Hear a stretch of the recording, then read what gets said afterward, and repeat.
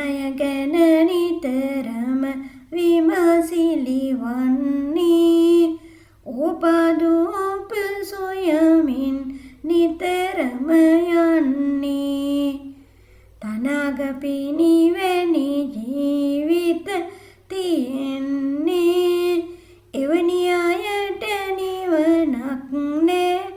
ලැබෙන්නේ අද ළඟ ඉන්න අය හෙට දුරකට යාවි වෙනස්කම් දරා ගන්නට සිදු වේවි තනිකම පමණක්